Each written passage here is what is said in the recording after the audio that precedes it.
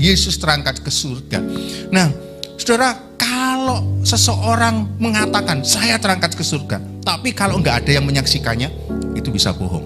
Dalam kitab Korintus itu menceritakan bahwasanya ketika Yesus naik ke surga, yang menyaksikan itu hampir 500 orang. Bayangkan. Kalau misalnya seseorang misalnya di dalam pengadilan dan ada 2 saksi, maka itu ada sah.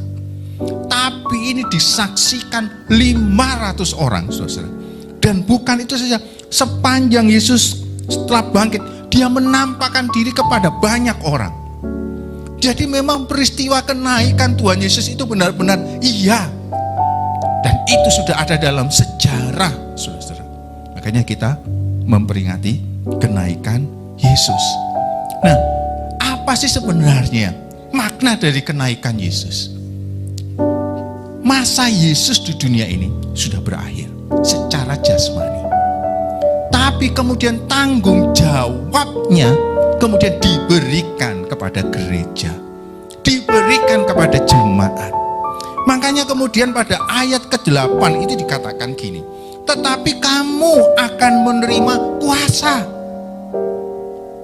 Pada waktu Yesus ada di dalam dunia, kuasa Allah itu ada dalam Yesus.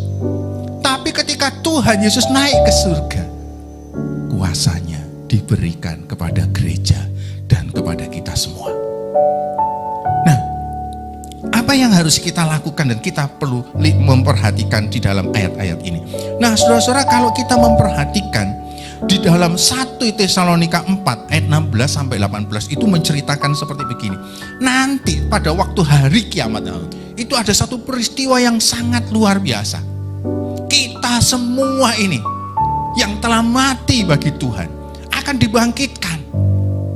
Itulah sebenarnya peristiwa di mana pada waktu kita menyaksikan Tuhan Yesus naik ke surga, itulah sebenarnya kenaikan orang-orang yang percaya.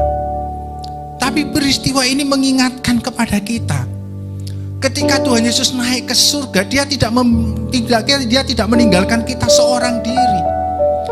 Makanya justru waktu Tuhan katakan murid-muridnya pada waktu di maut, Tuhan Yesus naik ke surga, Tuhan jangan tinggalkan aku, Tuhan jangan tinggalkan aku. Tapi Tuhan katakan, lebih baik aku pergi, karena ketika aku pergi, maka kamu akan menerima kuasaku.